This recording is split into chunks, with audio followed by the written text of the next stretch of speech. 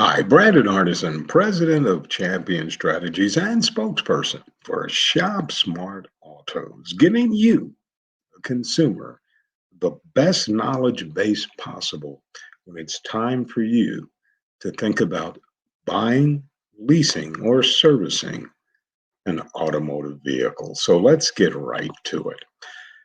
I want to go back in time, if you will, a quick road trip to the past, and it's going to be the year 2004. What technology was out in 2004?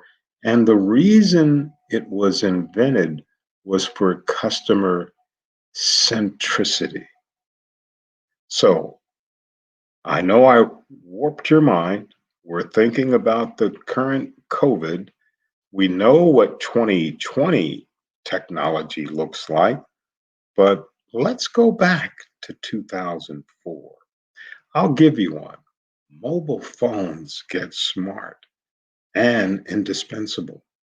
If you can remember back in 2004, cell phones were already a popular mainstream device, but the transformation from portable phone to must have do it all device was still a customer centric dream. 92.7% of US households still had landlines. Texting was just becoming a popular means of communication. Touch screens weren't a thing yet. Taking photos, playing games, even sending emails was exciting new territory. Anybody remember the Motorola V3? Prior to being dethroned by the iPhone, that was the thing of the past. And who can remember the first time they heard MP3 players changing the way we listen to music? CD sales at the time were still fairly strong in the middle of August, but by the arrival of a slimmed down MP3 player called the iPod Mini, pushed those shiny little discs into oblivion. Oddly enough, both CDs, vinyl, LPs have recently begun to outsell downloads because who doesn't love that vinyl smell and that vinyl vintage record player? Even with discs making a comeback, services like Pandora and Spotify let you take virtually the entire history of recorded music anywhere. They even suggest new music you might not have ever heard based on what you've already listened to.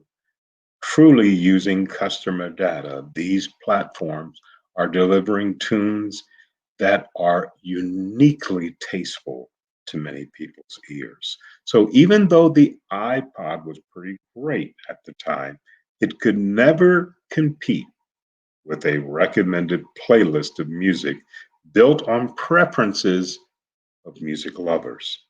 How about social media movies? Boy, Facebook wasn't the first website to connect people online, but it has proven to be the most successful and longest lived thus far, retaining users even in this current coronavirus that we're going for. Back in 2004, social media, internet was barely starting. MySpace transitioned from an online data storage site to social media. Facebook was launched from a Harvard University dorm room. It would only take a few years to come to its own.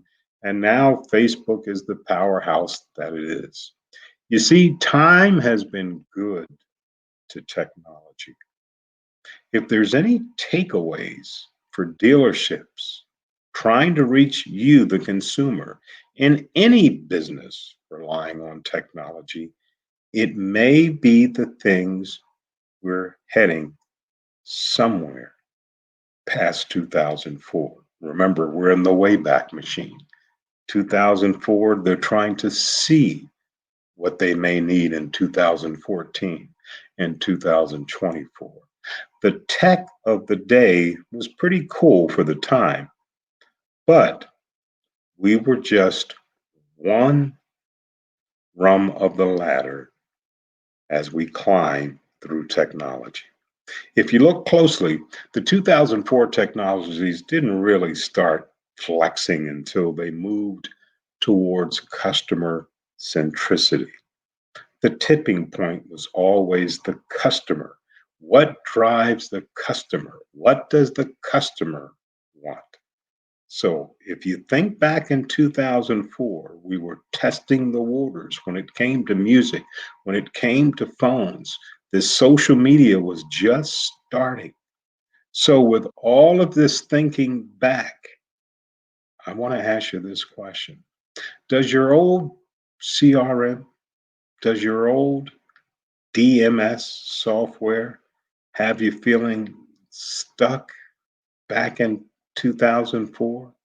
Because there's almost many dealers who are sleeping through 2020. Yes, there is a virus, but the virus is out there for all of us. We're still trying to protect our employees, but still retain and even expand our customer base, which is you.